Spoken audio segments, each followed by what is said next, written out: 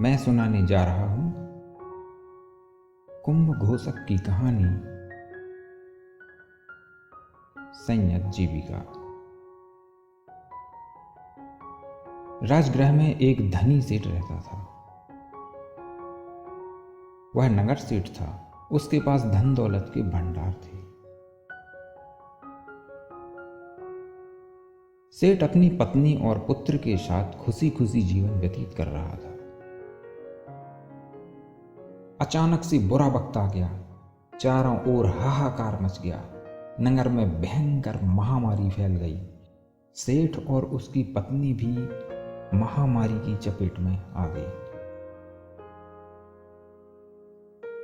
लेकिन उसका एक पुत्र, जिसका नाम कुंभ घोषक था, स्वस्थ था, समझदार था, उत्साही और होनहार था।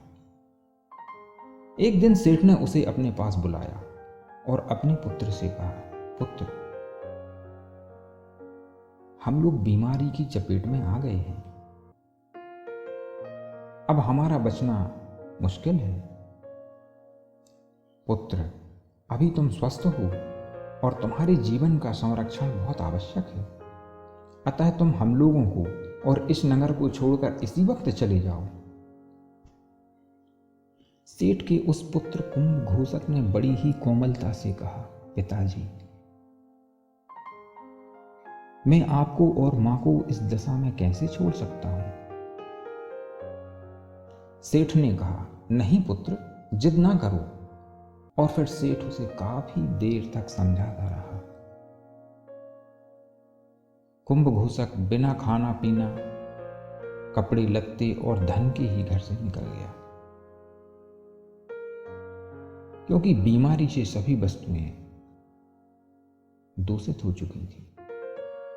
कुंभ घोषक ने घर के बाहर कदम रखा ही था कि पीछे से सेठ ने आवाज लगाई, पुत्र, अपने जीवन को संयत रखना, लोभ लालच, झूठ आदि से दूर रहना। और ध्यान से सुनो पुत्र, इस कमरे में मेरे पलंग के नीचे कमर तक की गहराई में करोड़ों रुपए दबे हुए हैं।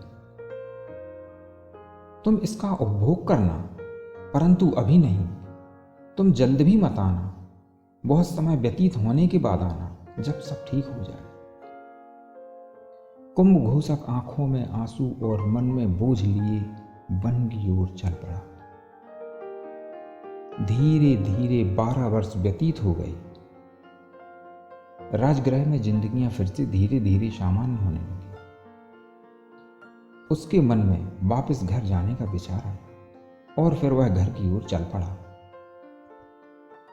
कुछ ही दिनों में वह अपने नगर पहुंच गया, लेकिन उसने देखा उसका घर ढह चुका है। परिचित लोग सभी मर चुके थे। उसने पिता द्वारा बताए गए घड़े धन को भी उसने देखा, जो अब भी सुरक्षित था।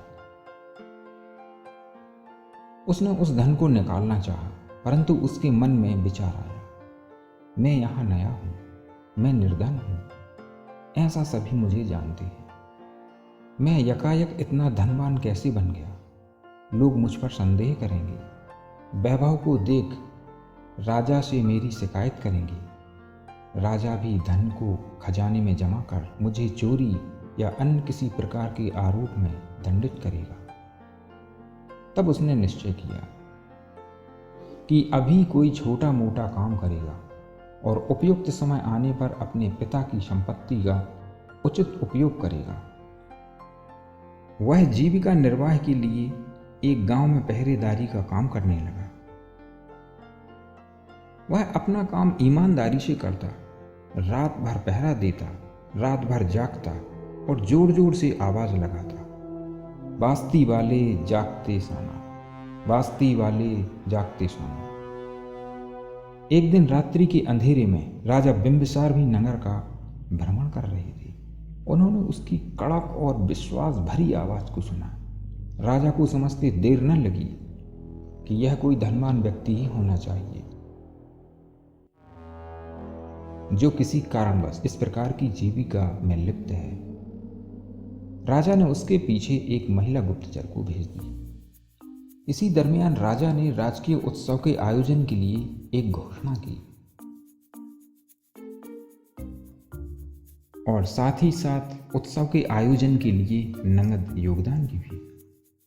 कुंभघोषक के मन में आया कि क्यों ना मैं भी कुछ योगदान करूं, और उसने खजाने से कुछ पण निकालकर उत्सव के लिए दान दे दिए। गुप्तचर इस सारी घटना को देख रहा था। उसने जाकर राजा को कुंभघोषक की यह सारी बात बता दी। दूसरे ही दिन उसे राज दरबार में बुलाया गया। राजा ने अभय देते हुए उसे सच सच बोलने को कहा। कुंभघोषक ने भी बड़ी विनम्रता पूर्वक सारी बात सच सच बताई। राजा बुद्धिमान और कुशाग्र था। राजा को समझते देर न लगी। राजा ने न केवल उसका धन वापस किया, बल्कि उसे नगर श्रेष्ठ पद से भी विभूषित किया। राजा बिंबिसार उसकी नम्रता, उसकी सच्चाई और उसकी कर्मठता का कायल हो गया, और फिर उसने अपनी एक पुत्री का विवाह भी उसके साथ कर दिया। उसी समय राजगृह के वेणुवन में भगवान बुद्ध विराजमान थे। राजा बिंबिसार कुंभघोषक को अपने साथ लेकर भगवान बुद्ध के पास पहुंच गया। उन्होंने अभिवादन किया, उन्होंने स्तवन किया और जाकर निकट बैठ गए। राजा ने कहा, भगवान, यह कुंभघोषक है। यह मालदार और धनवान व्यक्ति है, लेकिन यह एक मामूली सी पहरेदार की जीविका से संतुष्ट रहकर अपना गुजर बसर करता था, और आज उन्नति के शिखर पर है। यह कैसे संभव हुआ भगवान? भगवान बुद्ध ने सारी बात गंभीरता और ध्यानपूर्वक सुनी, और तब उन्होंने यह बात कही,